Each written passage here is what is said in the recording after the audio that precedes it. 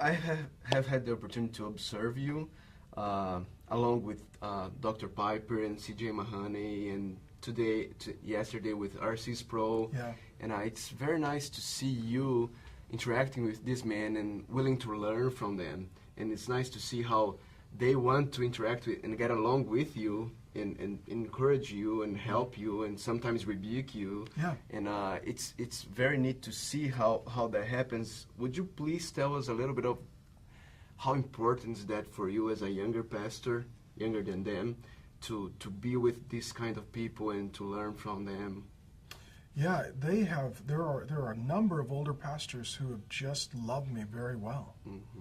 And I certainly don't deserve that. John Piper has given me a lot of his time and been very kind to me. J.Mahaney, same thing. I'm getting to know R.C. Sproul, and he is a lot of fun. He's a really enjoyable guy, and his wife is really sweet, and they're super cute together. I've gotten a bit of good time with Wayne Grudem, who's just a brilliant thinker and good theologian. In England, I really love and appreciate and admire Terry Virgo and New Frontiers and their church planning network. Even guys, too, like Rick Warren calls and texts and emails quite a bit. And every time it's just, I love you, I'm praying for you, is there anything I can do for you? He's really busy with a lot going on, but he's very generous and very kind. And so, yeah, those kinds of friendships, they're incredibly helpful.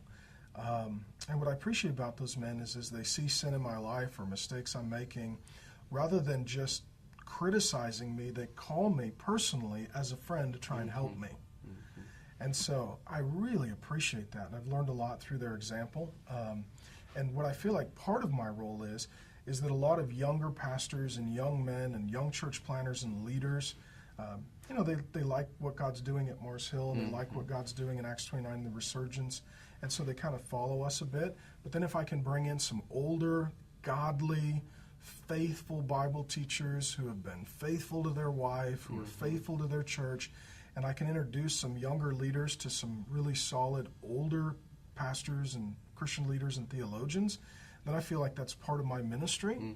So that's one of the reasons I'm in the Gospel Coalition as well with Tim Keller and Don Carson, is a lot of young guys, they just want to have a cool church and do a cool thing.